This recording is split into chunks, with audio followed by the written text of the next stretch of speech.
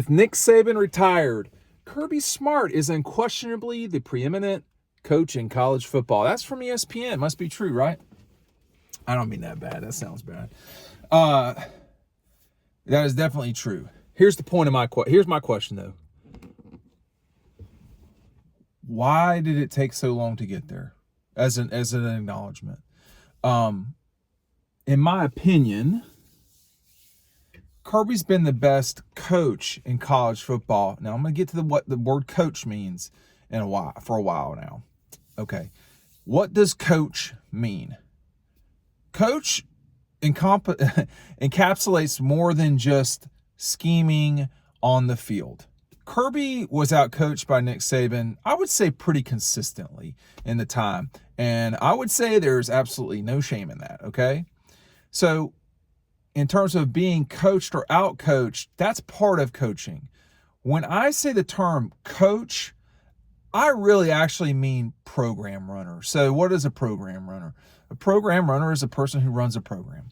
And all of these coaches, whether you're talking about guys who are old national championship coaches who have not been consistently good but have a national championship, or you talk about guys who have never won it, or you talk about the only other person else that's not in those two categories, which is like Dabo.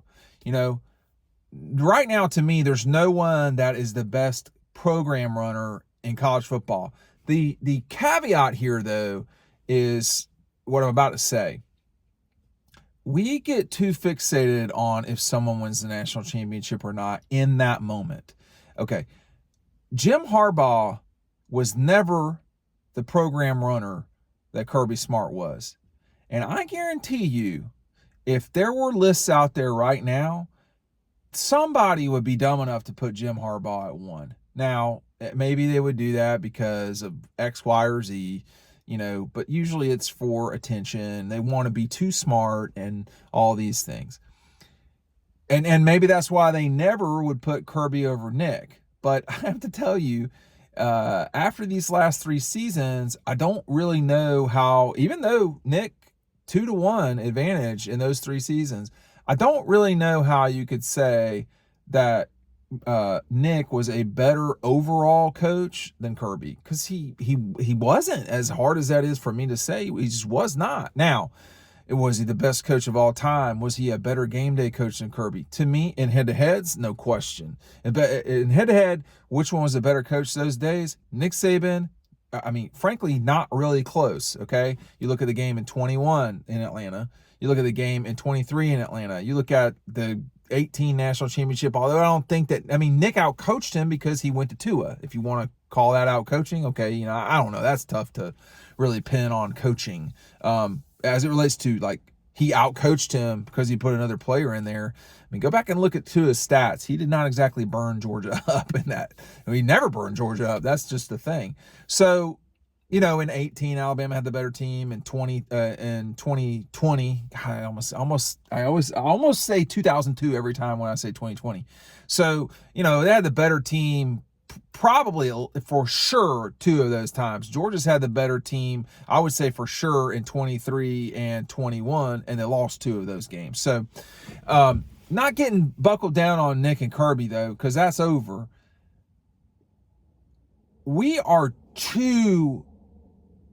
Our view of the world is almost too contingent on who wins the national championship lately. And here's what I mean by that. Kirby has been the best program runner for a while. It just takes everybody a while to recognize that. Nick was the best program runner in 2010, but everybody was talking about Urban Meyer because Urban had won 2 lately. I'm old enough to remember when, Gene Chizik won a national championship. I'm definitely old enough to remember when Easy Ed Orgeron won one. Neither of those 2 guys, Larry Coker, I hesitate to say, but, Mac Brown, Jimbo, I don't hesitate to say. Jimbo Fisher is not a good coach. It appears on balance. So his disastrous run at Texas A&M, and you could consistently see Jimbo in rankings. Now, to everyone who does these rankings, and if we ever do them, to their benefit or to their to hedge against what I'm saying right now, all you know is what you know in the moment. But still, we are such cavemen sometimes that cover college football that we can barely see in front of our feet. We're just looking for the next meal. There's not a lot of intellectual honesty about some of these things. Now, who is the second best? I want to talk about this in this. The list is a good list. It's a good list of coaches. Kyle Whittingham at Utah is never going to win the national championship. I mean, it's not going to happen. This guy has beaten Nick Saban back in the day. He is consistently good. Lincoln Riley wishes he was him. But, Utah is, are they South Carolina? Probably that's not quite right, but they're not Florida. Stuff like that. And we're so reactionary. But Kyle Whittingham's been really good for a really long time. Mike Norvell. Mike Norvell's been really good for a long time with the exception of a few seasons. No one's got James Franklin anymore. Intelligently. But the guy that, I can't figure out why he's getting punished a lot here. Because he's not dissimilar from Dan Lanning and necessarily Steve Sarkisian is Ryan Day. Ryan Day, stick with me.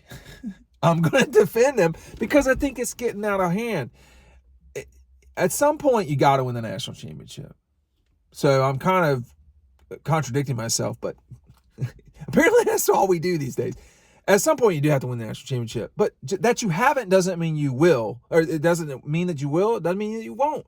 That you did doesn't mean you will or you won't again. We don't know. To suggest that Ryan Day is not as good a coach as, Mike Norvell?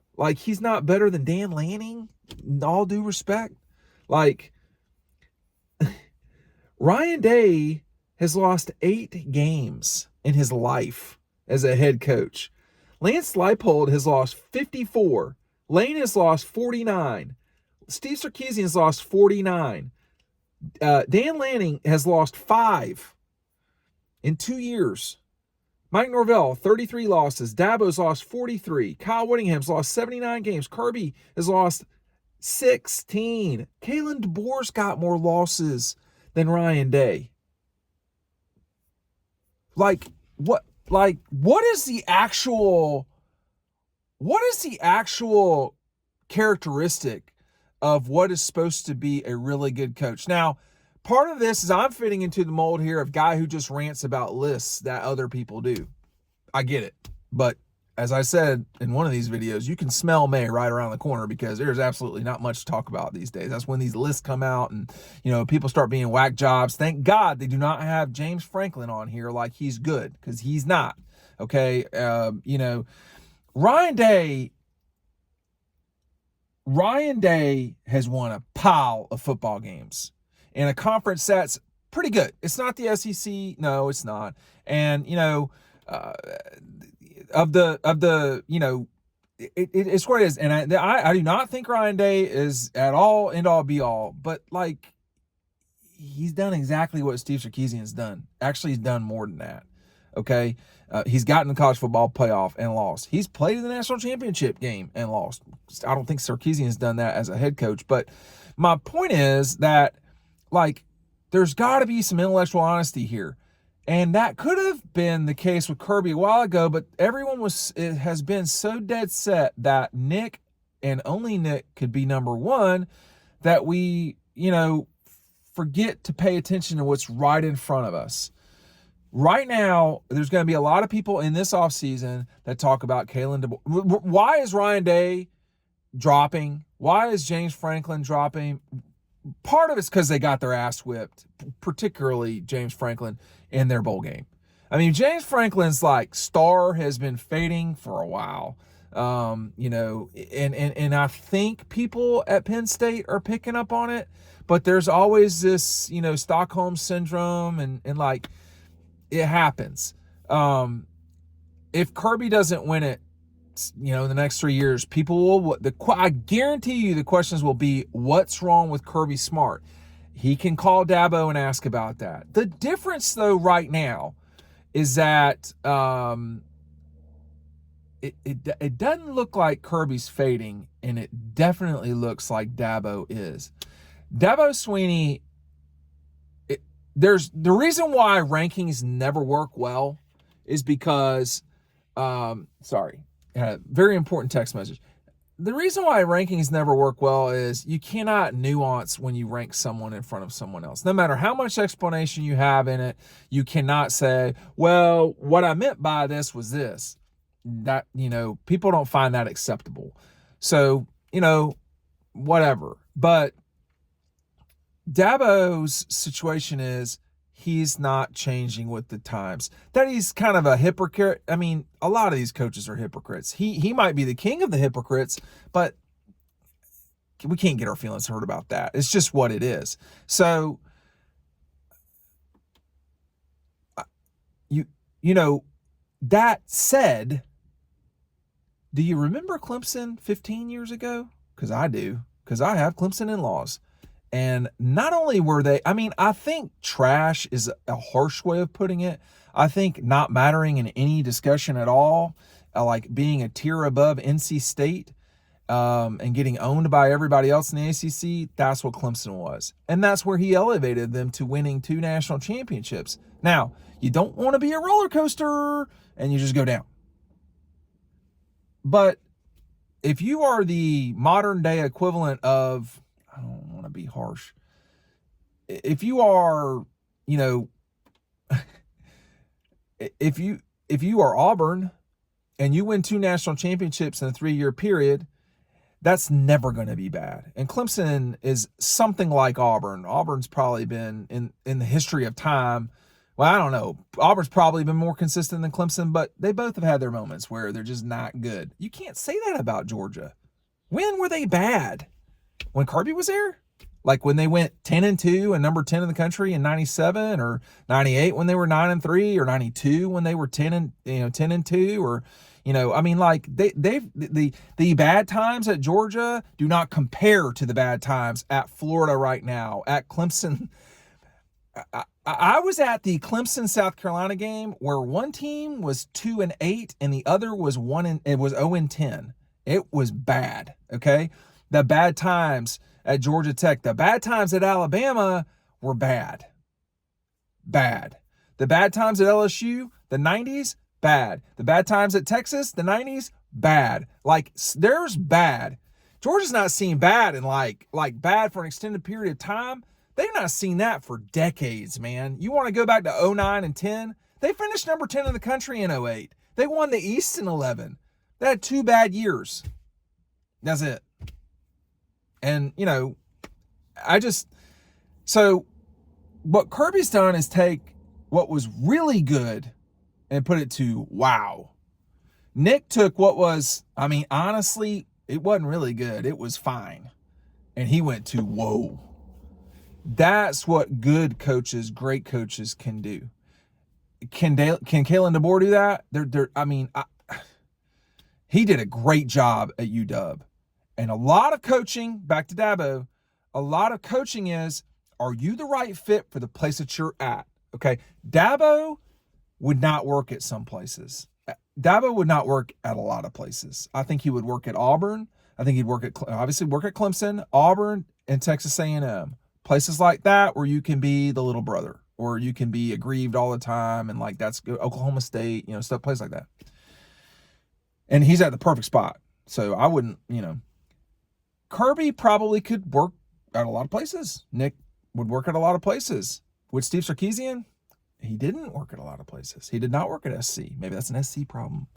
You know, Urban Meyer worked at a lot of places. Utah, Florida, Ohio State. You know, James Franklin. You know, is that what Penn State should be? Getting their ass rolled every single time they play a big game? You know, is Lane Kiffin a great coach? He's not bad.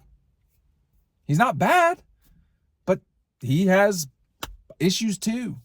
And so that's why I get back to the Ryan Day thing. Again, for reference, this guy is 39-3 in the Big Ten,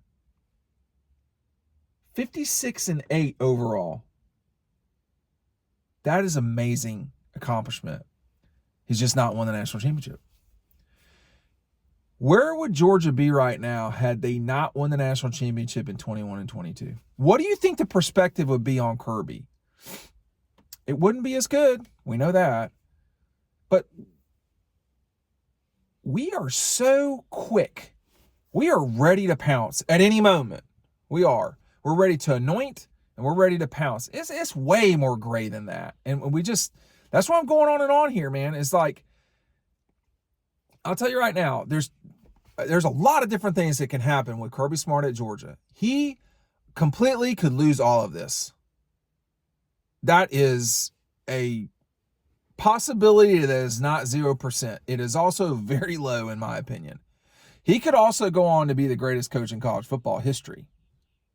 Okay? That's a very wide range. My suspicion is he will not be either of those things, but he will be a lot closer to the greatest in college football history if he keeps doing what he's doing now, okay, which is 2 national championships every 8 years. Well, that's a lot of national championships after a while, okay, because he's not even 50. But, you know, what will change? We're already seeing change. What will change in the grand scheme of things in college sports, college football, and just college, the landscape? Will he get outmaneuvered? Will this, that, and the other? But we make these lists. It's what we do. People like me react to them. Sometimes we make them, although I try to stay away from that stuff because you cannot provide context. That's why I'm going on for almost 20 minutes here. You cannot provide context when you rank someone, because immediately the debates begin and the foolishness comes right after that. Thanks for watching.